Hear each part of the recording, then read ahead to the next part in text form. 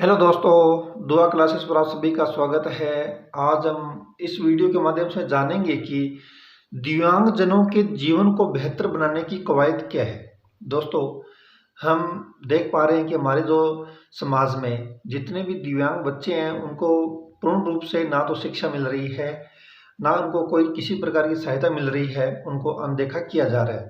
तो दोस्तों, आज इसी के संदर्भ में आज हमने यह वीडियो बनाई है।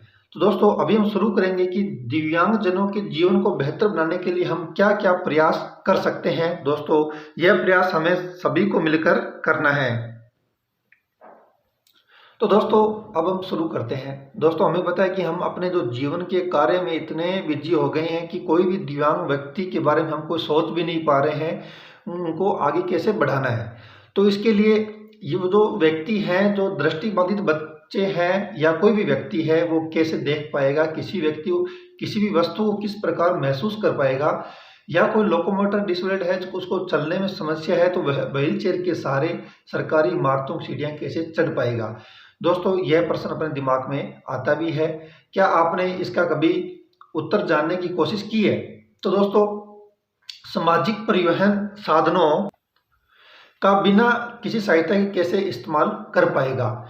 वर्ष 2011 की जनगणना के मुताबिक भारत की कुल जनसंख्या में 2.21% की हिस्सेदारी रखने वाले दिव्यांगजनों की समाज में संपूर्ण भागीदारी सुनिश्चित करने पर बल देने वाले कानूनों की उपस्थिति के बावजूद सरकारों ने इस ओर कम ही ध्यान दिया है। दोस्तों, आप सभी को पता ही है, लेकिन हाल ही में सुप्रीम कोर्ट ने निर्धारित समय सीमा के अंदर दिव्यांगजनों की सार्वजनिक सुविधाओं तक पूर्ण पहुंच सुनिश्चित करने के लिए केंद्र और राज्य सरकारों को निर्देश जारी किए हैं कि जो दिव्यांग बच्चे हैं, इनके लिए 2011 में जो कानून बने हैं उनका प्रॉपर रूप से उनका पालना की जाए। इसके लिए सुप्रीम कोर्ट ने केंद्र और राज्य सरकारों को निर्देश दिए हैं।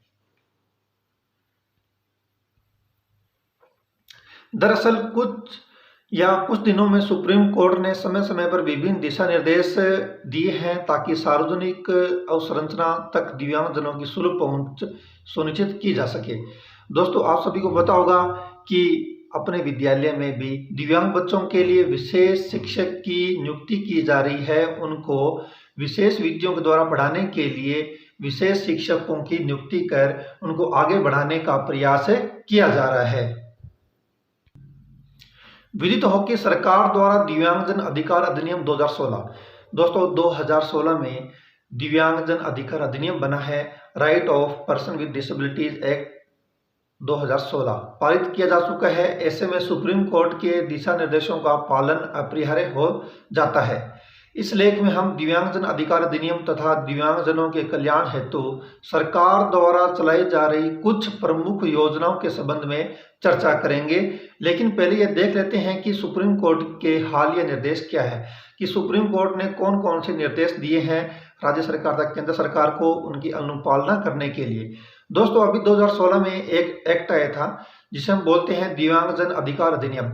इससे पहले 1995 में एक PWD एक्ट था 1995 का, जो कि 7 फरवरी 1996 को लागू हुआ था। उसमें 7 प्रकार की विकलांगताएं थी, दिव्यांगताएं थी। लेकिन अब 2016 एक्ट के अनुसार कुल 21 प्रकार की दिव्यांगताएं कर दी गई है।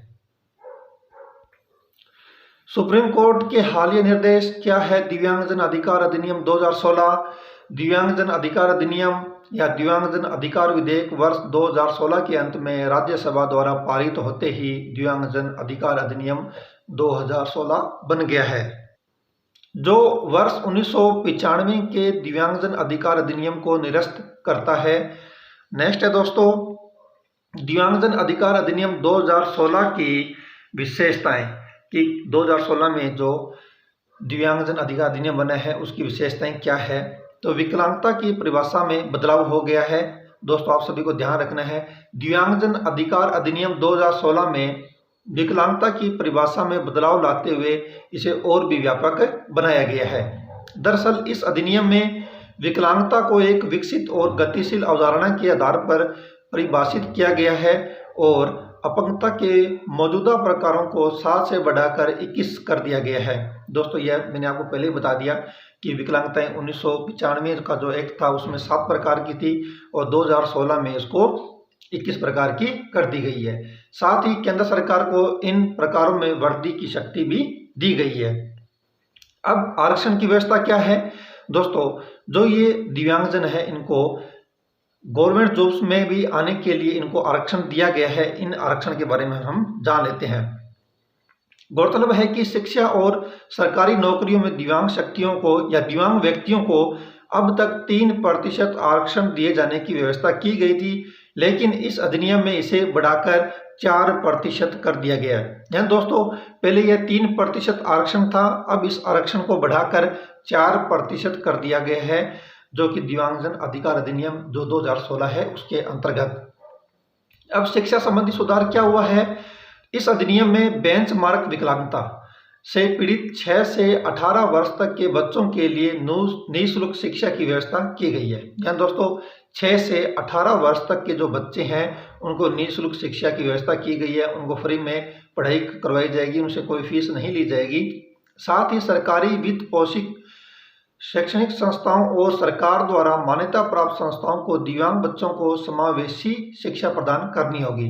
दोस्तों समावेशी शिक्षा का अर्थ है कि समावेश करना भी, नॉर्मल जो बच्चे हैं सामान्य बच्चों के साथ साथ विकलांग बच्चे या दिव्यांगजन जो बच्चे हैं वो भी आसानी से अपनी पढ़ाई कर सके एक ही छत के नीचे। यह है समावेशी शिक्षा। दोस्तों नेक्स्ट है गार्जियनशिप की व्यवस्था।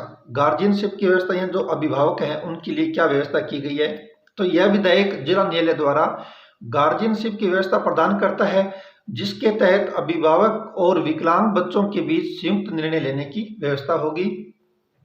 बेंचमार्क विकलांगता के लिए विशेष प्रावधान। गौरतलब है कि इस अधिनियम में बेंचमार्क विकलांगता यानी न्यूनतम 40% विकलांगता के शिकार, कम से कम दोस्तों यहाँ 40% विकलांगता होनी चाहिए। किसी प्रकार की सहायता या किसी प्रकार की पेंशन का यदि लाभ उठाना है तो कम से कम 40% विकलांगता होनी चाहिए। 40% विकलांगता के शिकार लोगों को शिक्षा और रोजगार में आरक्षण का लाभ देने का भी प्रावधान है और ऐसे लोगों को सरकारी योजनाओं और अन्य प्रकार की योजनाओं में भी प्राथमिकता दी जाएगी। दोस्तों जो विद्यार्थी विद्यालय में पढ़ रहे हैं उनके लिए भी छात्रवृत्तियों का प्रावधान किया गया है। दोस्तों एग्जाम्पल तौर पर माने यदि कोई बच्चा, कोई लड़का है जो दृष्टि बाधित है और विद्यालय में अपने अभिभावक के साथ आ जा रहा है, उसका मतलब पढ़ना अनिवार्य है, तो उसको दोस्तों एक रीडर बता दिया जाता है, एस्कॉर्ट बता दिया जाता है, परिवहन बता दिया जाता है। यदि कोई लड़की है और जो दृष्टि बाधित है उसको देखने में समस्या है, उसका जो सर्टिफिकेट है वह 40% से अधिक का है, तो उसको 4 प्रकार के भत्ते दिए जाते हैं। कौन कौन से, तो वह स्टाइपेंड, एस्कॉर्ट, परिवहन और रीडर। तो दोस्तों इस प्रकार के ये 4 भत्ते हैं। दोस्तों नेक्स्ट हम बात कर लेते हैं कि अन्य महत्वपूर्ण प्रावधान। अन्य महत्वपूर्ण प्रावधान कौन कौन से हैं। दिव्यांगजनों के अधिकारों के उल्लंघन से संबंधित मामलों के निपटारे के लिए, मतलब जो अधिकार अधिनियम जो बना है उसका यदि कोई उल्लंघन होता है तो उसके मामलों के निपटारे के लिए प्रत्येक जिले में विशेष न्यायालयों को नामित किया जाएगा। नया अधिनियम इस संबंध में भारत में बनने वाले कानूनों को विकलांग व्यक्तियों पर संयुक्त राष्ट्र सम्मेलन UNCPRD के उद्देश्यों के सापेक्ष ला खड़ा करेगा। भारत UNCPRD का एक हस्ताक्षरकर्ता देश है और यह अधिनियम UNCRPD के संदर्भ में भारत के दायित्वों को पूरा करेगा। अब है दोस्तों इन बच्चों को, विकलांग बच्चों को, दिव्यांगजन बच्चों को पढ़ने के लिए सुगम्य पुस्तकालय भी आरंभ किया गया है, उसकी शुरुआत की गई है, तो उसके बारे में जान लेते हैं। राज्य सरकार द्वारा वर्ष 2016 में एक ऑनलाइन मंच यानी ऑनलाइन के द्वारा सुगम्य पुस्तकालय की शुरुआत की गई है, जहां दिव्यांगजन इंटरनेट के माध्यम से पुस्तकालयों से समृद्ध सभी प्रकार की उपयोगी पुस्तकों को पढ़ सकते हैं।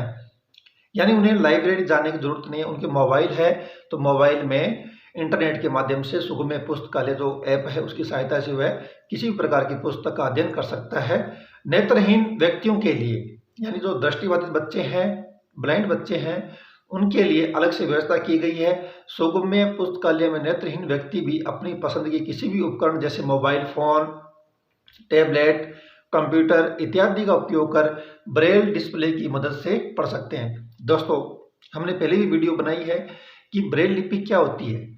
तो ब्रेल लिपि के बारे में मैंने संपूर्ण जानकारी दी थी, और ब्रेल लिपि को लिखते हैं कैसे हैं और उसको पढ़ते हैं कैसे हैं, उसके बारे में दोस्तों मैंने वीडियो बना रखी है। आप हमारे चैनल में जाकर उस वीडियो को देख सकते हैं। नेक्स्ट है दोस्तों UDID कार्ड। भारत सरकार द्वारा वेब आधारित असाधारण दिव्यांग पहचान, जिसे बोलते हैं दोस्तों UDID कार्ड शुरू किया गया है। इससे पहले से दिव्यांग प्रमाण पत्र की प्रामाणिकता सुनिश्चित करने में मदद मिलेगी तथा अलग अलग कार्यों के लिए कई प्रमाण पत्र साथ रखने की परेशानी भी दूर होगी। इसके तहत विकलांगता के प्रकार सहित विभिन्न विवरण ऑनलाइन उपलब्ध कराए जाएंगे। दोस्तों, जिस प्रकार हमारा आधार कार्ड बनता है, एक छोटा सा जो कार्ड होता है, उसी प्रकार जो विकलांग बच्चे हैं या कोई व्यक्ति है, उनका जो मेडिकल सर्टिफिकेट है उसको भी ऑनलाइन कर दिया गया है, वो भी आप आसानी से करवा सकते हैं। दोस्तों, नेक्स्ट है कि समाधान। कई प्रकार की समस्याएं हमें देखने को मिलती है, उसका समाधान क्या है उसके बारे में हम जान लेते हैं। इस अधिनियम में मानसिक रूप से विकलांग, दिव्यांग महिलाएं तथा ग्रामीण क्षेत्रों में रहने वाले दिव्यांगजनों की अन्य चिंताओं के साथ साथ रोजगार चिंताओं का भी संज्ञान लिया गया है। फिर भी सुधार तभी संभव है जब प्रावधानों का समुचित अनुपालना हो। दोस्तों, जो कानून बने हैं, कानूनों के तहत उन्हें काफ़ी सुविधाएं दी जा रही है, लेकिन जब इन कानूनों में सुधार होगा तभी तो इन जो प्रावधान है उनके समुचित अनुपालना होगी, तभी उन्हें रोजगार मिल सकेगा। दिव्यांगजनों की सहायता और सहायक उपकरणों के संबंध में अनुसंधान और विकास को भी आगे बढ़ाने की आवश्यकता है, ताकि विभिन्न सुविधाओं तक उनकी पहुंच को आसान बनाया जा सके। यदि शिक्षा के अधिकार को अक्षरशः कार्यान्वित किया जाए तो दिव्यांग बच्चों के स्कूल न जाने की स्थिति बदल सकती है, जबकि नया अधिनियम भी शिक्षा संबंधी सुधारों की बात करता है। साथ ही स्मार्ट सिटी और शहरी सुविधाओं की बढ़ोतरी पर जोर देते हुए दिव्यांगजनों की चिंताओं को सर्वोच्च प्राथमिकता दी जानी चाहिए। रेलवे को सभी स्टेशनों को दिव्यांगजन सुगम बनाने के लिए एक कार्यक्रम तत्काल शुरू करना चाहिए और पोर्टेबल स्टेप सीढ़ी जैसे उपायों को अपनाना चाहिए। दोस्तों, यह थी आज की हमारी वीडियो, जिसमें हमने जाना कि जो विकलांग व्यक्ति है, दिव्यांगजन व्यक्ति है, उनको क्या क्या समस्याएं हैं, उनका समाधान क्या है, उनके लिए कानून क्या है, कानूनों के तहत प्रावधान क्या है। तो धन्यवाद दोस्तों, मिलते हैं नेक्स्ट वीडियो में। जय हिंद, जय भारत।